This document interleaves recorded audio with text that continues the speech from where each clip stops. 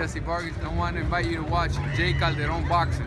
All right, check us out. What's up, y'all? It's your boy, Jay Calderon, Stand Clear Entertainment, and we're about to get into this week's boxing talk. We're going to do a recap over the fight that took place, but first up, we're going to talk about the announcement of Terence "Bud" Crawford, pound for pound, the best fighter in the world today, considered #1 by many boxing experts, and the WBO welterweight champion at 147 pounds is taking on Amir Khan, former world champion in 2 different weight divisions.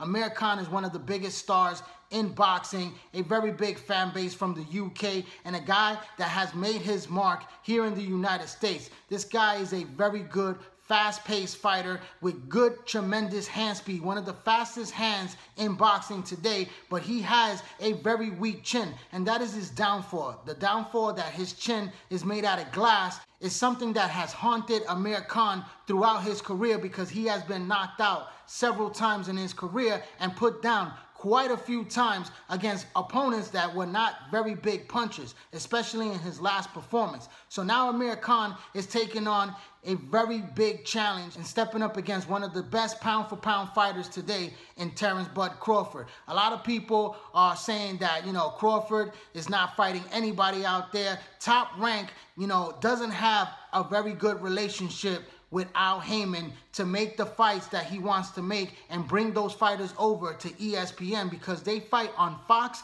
and on Showtime. And right now, Al Heyman does not need Bob Arum. He has a stable full of talent, and he has 2 networks where they're giving him a lot of money to have those fights on that side of the street. And Terence Crawford wants to fight against Errol Spence Jr. That's the major fight. That's the super fight that boxing fans are calling for. We've seen them face-to-face at a fight recently, and these guys definitely want to fight each other. They were very humble towards each other. They had a little smack talk, for the cameras. And these guys are 2 of the top 3 guys in the division right now at 147 pounds. And it's the matchup that we would love to see, but it's not going to happen in 2019.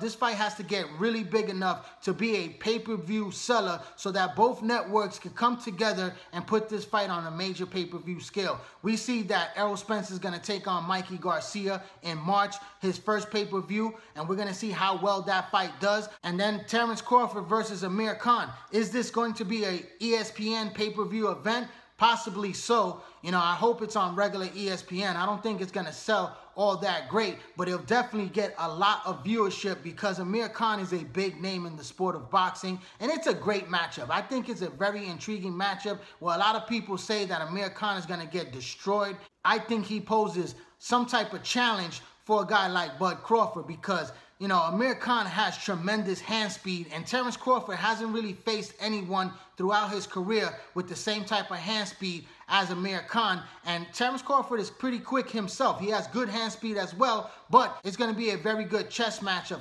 cat and mouse in that fight because both guys use good footwork to move around. Amir Khan has a solid jab when he uses it. He puts his punches together very nicely, upstairs and downstairs.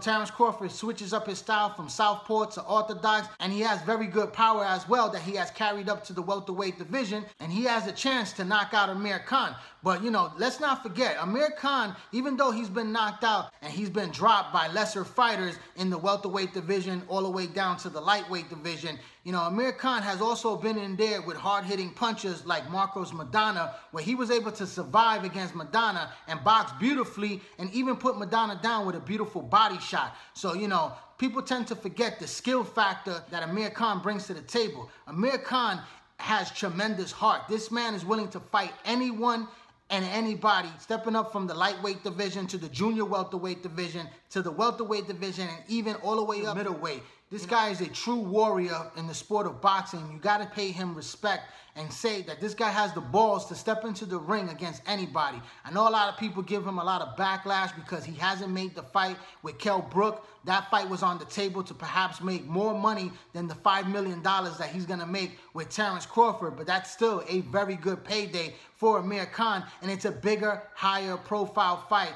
most likely going to take place in New York City, Madison Square Garden, you know, the mecca of boxing, or it could possibly take place in Las Vegas. They still haven't decided on the venue, but it's a great matchup. You know, it's a big fight. It's for a world title, the WBO welterweight title. And if Amir Khan could pull out the upset, then he has a chance to beat, pound for pound, one of the best fighters in the world today, arguably #1 in many boxing experts' pound-for-pound list. And this is an opportunity to become a world champion again, and it can open the door for much bigger fights, especially with those PBC fighters, because he still has business with Al Heyman. He still has a great relationship with that man, and it's still a great opportunity that could lead to bigger and better things. And you will always have the Kell Brook fight, because British boxing fans are very loyal, and even though this fight is way past its time, you know, that fight is still out there. As long as Kell Brook continue to win, and if Amir Khan could get a big victory, this is an even bigger match down the road with still a very big payday for him over there in the UK.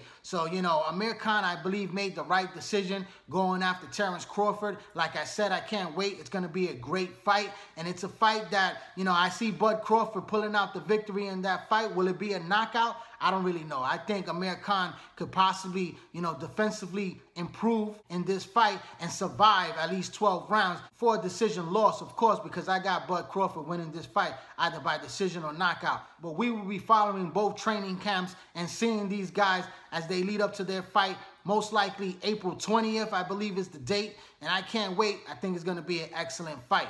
But let's do a recap on the fight that just took place over the past weekend. It was in the super middleweight division of 168 pounds when IBF champion Jose Bolavita Uzcategui took on American undefeated contender and U.S. Olympian Caleb Plant. This was a great fight that, you know, you saw Caleb Plant come out and show out on this fight because he put on a boxing clinic. He was the boxer puncher in this fight. His hand speed was tremendous in this fight.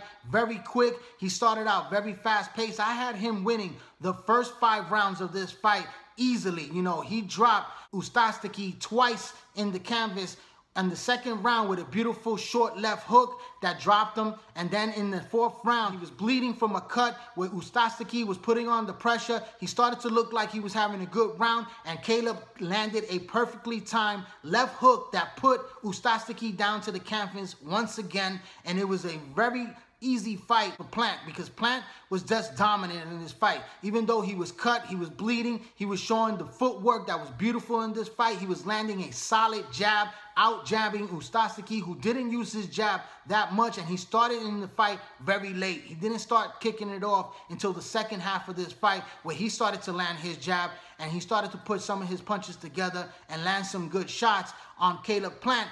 Plant did wear down a little bit, looked like he got a little bit tired, but he was still moving very well in this fight, still putting his punches together beautifully, landing some hard, crisp shots on Uzcategui and really doing the most damage in this fight and cruising to a 12th round unanimous decision. I had him winning 9 rounds to 3, possibly 8 rounds to 4. You could have had him winning this fight, but it was definitely a dominant performance by Caleb Plant. I was very impressed by the way he boxed in this fight. The boxer puncher for sure. He looked like the stronger fighter, the more hard-hitting puncher in this fight. You know, Uzcategui is known for a hard-hitting punch. He just couldn't get his shots off, and he couldn't land the perfectly timed shot. You know, he did catch him quite a few times, and Caleb showed a very good chin in this fight, and you got to tip your hats off to him because now he is a star in the division. He is definitely a mixture in the 168-pound weight division because there's a lot of big fights out there. He's a world champion now that holds the IBF super middleweight title. You got James DeGale, who once held that title, now fighting against Chris Eubanks Jr. That's a very big fight over there in the UK, and it's going to be a very good test for Eubanks to try to pass against a faded guy like James DeGale. I like James DeGale a lot. I'm pulling for him to win that fight.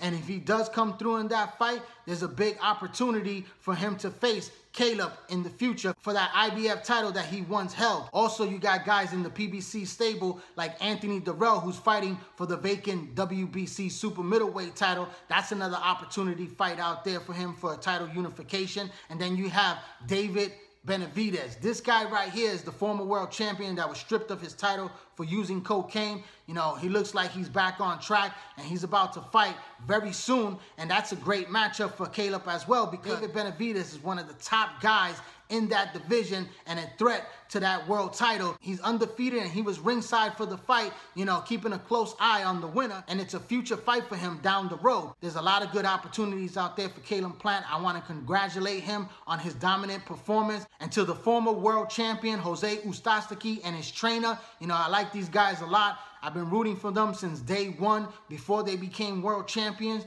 Just keep your head up, champ. You guys will bounce back even stronger, because Jose is still one of the top guys at 168 pounds that could give anybody a run for their money in this division. So I see him bouncing back very nicely and perhaps getting another title shot opportunity down the road if he doesn't get a rematch against Caleb Plant. But Plant right now is the man, and he is the one to look forward to in the near future. But that's my recap on the fight that took place this past weekend, and my fight analysis on the upcoming fight in April against Terence Crawford and Amir for the WBO Welterweight Championship of the World. I'd like to thank everyone for tuning in to this YouTube channel right here, J. Calderon Boxing Talk. Please hit that little red subscribe button. Put your email information in so you get all my notifications. Once I drop a new video, hit that bell icon so you get those notifications as well. Hit that like button, that share button, drop a comment. Also, follow me on Instagram, follow me on Twitter, and join the Facebook boxing group page, all under the same name, J. Calderon Boxing Talk. I'm J. Calderon, Stand Clear Entertainment. Thanks for your support. Keep watching, and please subscribe.